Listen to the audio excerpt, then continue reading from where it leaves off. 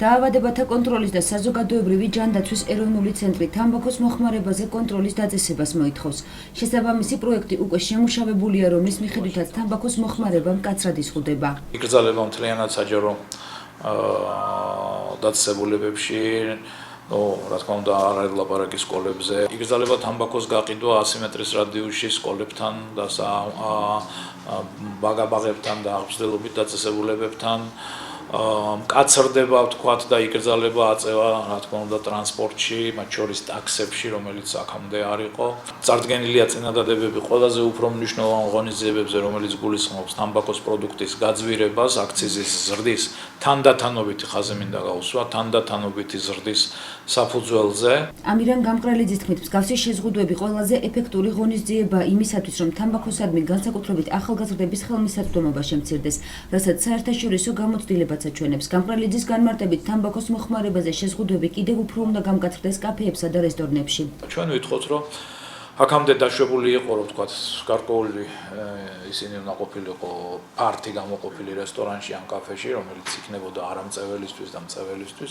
ჩვენ ახლა ვითხოვთ, ორი ვარიანტია წარდგენილი, ერთი რომ ვთქვათ, სრულად იქნეს აკრძალული და მეორე შემცირდეს ფართი გამოყოფილი. თუ აქამდე 50% იყო, ვთქვათ, შემცირდეს 25%-მდე. ეს გზა ცივილურმა სამყარომ გაიარა და ამ გზით ერთ-ერთი მნიშვნელოვანი შედეგები იქნა მიღწეული, ვთქვათ, გულსიზართვა დაავადებების სიკვდილობის შემცირება, ვთქვათ, სიმსივნეების გავრცელების ზრდის შეჩერება. კიდევ ერთხელ ხაზს უსვავ, რომ ჩვენ ჯანმრთელობის სფეროს წარმომადგენლები გამოვდივართ მოსახლეობის ჯანმრთელობის ინტერესებიდან. თამბაქოს მოხმარებაზე შეზღუდვების დაწესებას ექიმებიც აფასებენ. რესპუბლიკური საავადმყოფოს გენერალური დირექტორი მიიჩნევს, რომ რადიკალური ღონისძიებების გატარების გარდა ჯანმრთელი ცხოვრების წესის პროპაგანდა უნდა მოხდეს. პაციენტები რომ შემოდიან, ერთ-ერთი რისკ ფაქტორი გულსიზრდა დაავადებების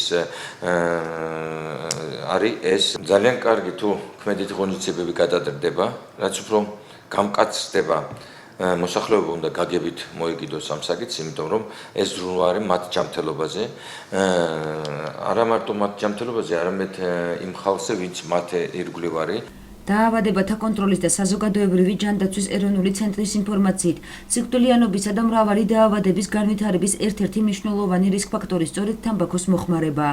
საქართველოს შემთხვევაში თამბაქოთი გამოწვეული სიკვდილიანობა ყოველწლიურად დაახლოებით 11,000-ით განისაზღვრება, მათ შორის 3,000 პასიურ მწვერვალობასთან არის დაკავშირებული. გლობალური კვლევების თანახმად ყოველწლიურად მსოფლიოში 58 მილიონი ადამიანი იღუპება, აქედან 63% არაგადამდები დაავადებებით. ამ 63% დან კი დაახლოებით 12-13% ნაადრევი სიკვდილია, სადაც წამყვან რისკ ფაქტორს თამბაქოს მოხმარება წარმოადგენს. თამბაქოს პროდუქციის მოსალოდნელ გაძვირებასა და მწეველთათვის შეზღუდვების დაწესებაზე განსხვავებული აზრი აქვს მოსახლეობას. პატარებზე ნამდვილად არ უნდა გაიყიდოს. რესტორნებში მაგალითად მაგის აკრძალვა მაინც და მაინც არ მიმაჩნია, რომ აიკრძალოს.